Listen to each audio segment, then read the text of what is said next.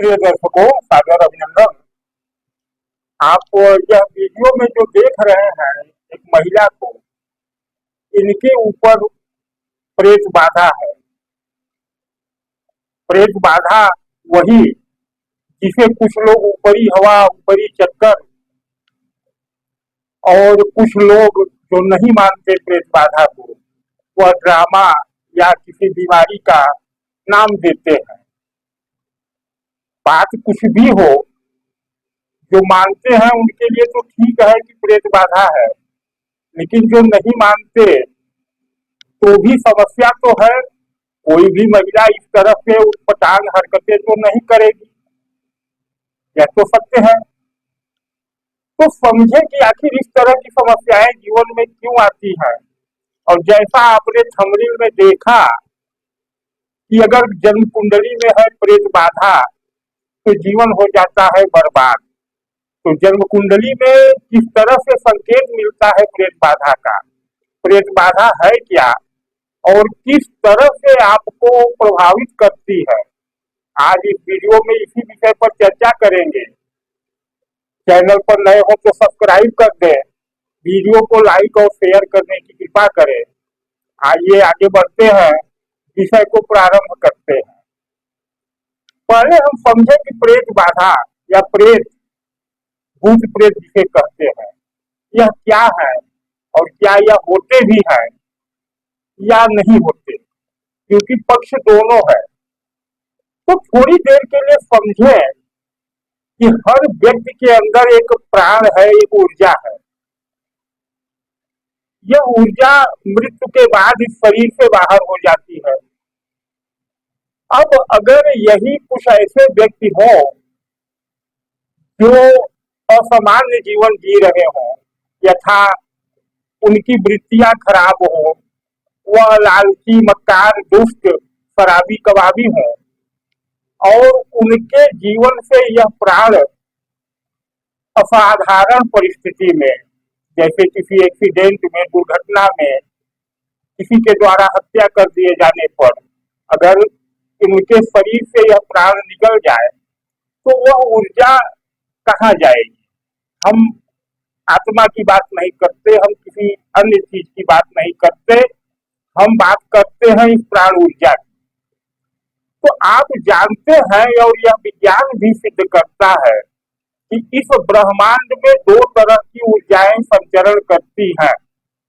पहली ऊर्जा है जो पॉजिटिव है, जो सकारात्मक है, जो संसार में कल्याण, प्रेम, सुंदरता, सौम्यता का प्रतिनिधित्व करती है। तो दूसरी नेगेटिव ऊर्जा है जो कि हमारे जीवन में क्रूरता, अभाव, दुष्टता, इन चीजों का प्रतिनिधित्व करती है।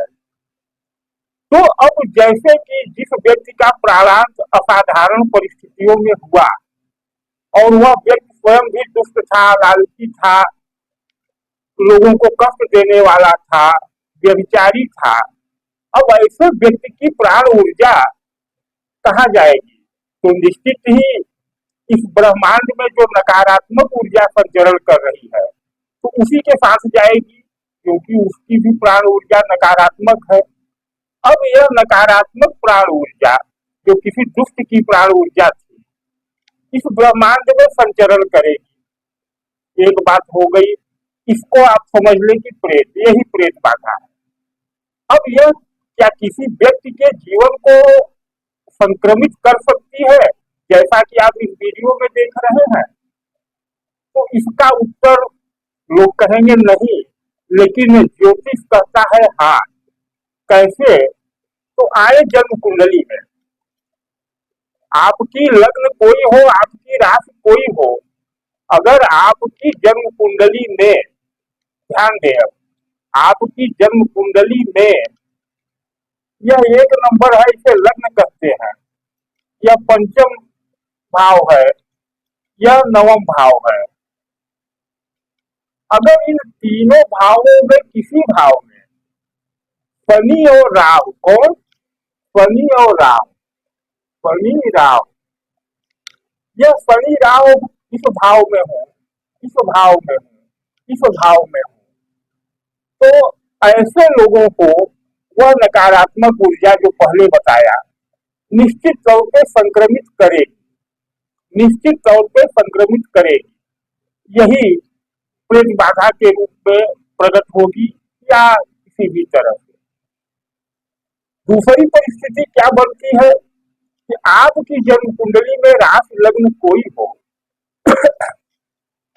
अष्टम भाव में राहु, अष्टम भाव में राहु बैठ जाए और इस अष्टम भाव के राहु पर शनि और मंगल जैसे क्रूर ग्रहों की दृष्टियां हो, जैसे शनि यहाँ होंगे तो उनकी तीसरी दृष्टि यहाँ हो जाएगी और मंगल यहाँ हो जाए तो सप्तम दृष्टि यहाँ होगी, या मंगल लग्न में ही हो जाए तो अष्टम दृष्टि यहाँ राहु पर होगी, तो भी यही परिणाम आएगा, तो भी यही परिणाम आएगा कि इस ब्रह्मांड की नकारात्मक ऊर्जाएं ऐसे कुंडली वाले लोगों को अत्यधिक प्रभावित करेंगी और उनके जीवन में उथल पुथल मचा देंगी, सब कुछ बर्बाद कर देंगी। अब बात करते हैं कि और कहाँ बन सकता है, तो यदि सप्तम भाव में मंगल और राहु बैठ जाए और उस पर शनि की दृष्टि हो जाए कहीं से भी, तो भी यही स्थिति बनेगी। या सप्तम भाव में शनि मंगल राहु एक साथ बैठ जाए और सारी दृष्टियां लग्न पर पड़ रही हो, तो भी यही स्थिति बनेगी, तो भी यही स्थिति बनेगी। अब बात करते हैं कि क्या स्त्री पुरुष दोनों को एक समान परिणाम मिलेंगे। दो बातें, मिल भी सकते हैं और परिणाम में अंतर भी हो सकता है, क्योंकि स्त्री एक साफ टारगेट होती है, स्त्री का हृदय पवित्र होता है, वह शांत होता है, तो इन तरह की ग्रह स्थितियां अगर उनकी कुंडली में हो तो जैसा आप वीडियो में देखे हैं उस तरह से परेशान करेंगी। लेकिन यदि पुरुष है और पुरुष की कुंडली में ऐसी परिस्थितियां हो लेकिन लग्न या लग्न अंश बल में बलवान हो, तो ऐसी परिस्थिति नहीं आएगी। तब परिणाम यह होगा कि ऐसा व्यक्ति भ्रमित रहेगा, उसके कोई कार्य योजनाबद्ध होंगे ही नहीं, हर कार्यों में बाधा आ जाएगी, धन हानि इतनी होगी कि वह व्यक्ति पागल होने की स्थिति में हो जाएगा या डिप्रेशन से आत्महत्या करने की स्थिति में आ जाएगा। क्यों? क्योंकि कुंडली में बनी है प्रेत बाधा की स्थिति और नकारात्मक ऊर्जाएं आपको संक्रमित कर रही हैं, तमाम तरह के रोग भी हो सकते हैं। अब बात आ गई कि ऐसी स्थिति है, जीवन में ऐसी स्थिति है, कुंडली में भी ऐसी स्थिति बनी है, तो कैसे कंफर्म करें कि यह प्रेत बाधा ही है या कुछ और है। यहाँ आपको हम कुछ प्रयोग दिखाना चाहेंगे। आपको कंफर्म कर लेना है कि प्रेत बाधा है या कभी कभी जैसा आप वीडियो में देख रहे हैं किसी बीमारी से, मानसिक बीमारी से भी होता है। तो इसको कंफर्म करने के लिए आपको हमारे संस्थान द्वारा संपर्क करेंगे तो हम आपको तीन सुपारियां देंगे जो अभिमंत्रित होंगी। यह तीन सुपारियां आपको हम भेजेंगे जो अभिमंत्रित होंगी और इन सुपारियों पर इस तरह से मौली लपेटी होगी, इस तरह से मौली लपेटी होगी जो अभिमंत्रित होंगी। यह तीन सुपारियां आपको भेजी जाएंगी। आप अपने घर में प्राप्त करने के बाद डाक द्वारा मंगलवार की सायंकाल जब आप सोने जाने लगे तो एक मिट्टी का पात्र लें, जिसे सामान्य भाषा में हंडिया कहा जाता है, हांडी कही जाती है, जो मिट्टी का पात्र होता है, वह इतना बड़ा लें कि 3.25 लीटर जल उसमें आ जाए।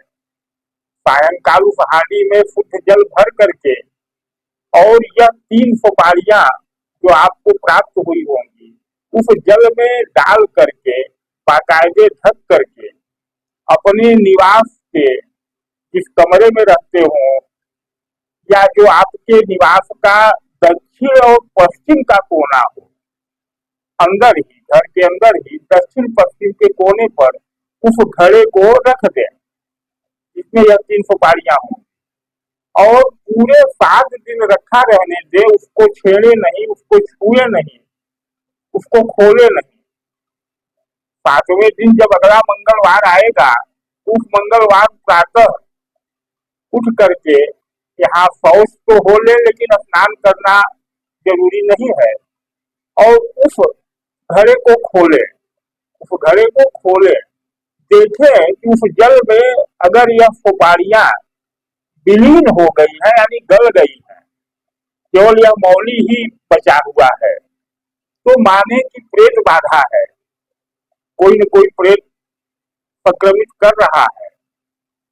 और अगर यह सुपारियां नहीं गली, सुपारियां साबुत रही, तो माने कि प्रेत बाधा नहीं है, जो समस्या है वह किसी और वजह से है। तब आप डॉक्टर वगैरह के पास अपने समस्या के समाधान के लिए जाएं। लेकिन अगर सुपारियां गल जाती हैं तो आपको प्रेत बाधा है। यहाँ यह बता देना अनिवार्य समझता हूँ कि जो वह जल है जो 7 दिन तक रखा रहा, उसको कहीं अपने घर से दूर उस हांडी सहित फेंक आए या नदी में बहा दें, जो आपको उचित हो। अब अगर आपको सिद्ध हो गया कि प्रेत बाधा है, तो फिर आप अपने क्षेत्र, गांव समाज में कोई अगर जानकार व्यक्ति हो, उससे संपर्क करें, या आप हमसे भी संपर्क कर सकते हैं। बहुत सरल और सस्ते में आपको वह उपाय बताया जाएगा कि सारी समस्याएं समाप्त हो जाएंगी। अब यहाँ बता देना उचित समझता हूँ कि यह 3 सुपारियां 2.25 दिन द्वारा मंत्रों से अभिमंत्रित करके भेजी जाती हैं, इसलिए इस पर थोड़ा सा खर्च है। मात्र 551 रुपए का खर्च आपको देना होगा। क्यों? क्योंकि अभिमंत्रीकरण का खर्च, पैकिंग का खर्च, डाक द्वारा भेजने का खर्च, तो थोड़ा सा तो आपको खर्च करना ही होगा। लेकिन इससे लाभ यह होगा कि आप व्यर्थ के भ्रम में पड़ करके अपना समय और अपनी ऊर्जा और अपना धन बर्बाद नहीं करेंगे। बहुत साधारण विधि द्वारा आप यह परीक्षण कर लेंगे कि वास्तव में आपके जीवन में जो समस्याएं चल रही हैं वह प्रेत बाधा के कारण है या किसी अन्य कारण से है। क्यों? क्योंकि जब भी यह आएगा, चाहे स्त्री पर आए चाहे पुरुष पर आए, धन को ही बर्बाद करता है, आपके कार्यों को बाधित कर देता है। मान लीजिए जैसा आपने वीडियो में देखा, अगर स्त्री को है तो परिवार पूरा डिस्टर्ब हो जाएगा, डिस्टर्ब हो जाएगा तो धन भी व्यय होगा और धनागमन रुक जाएगा।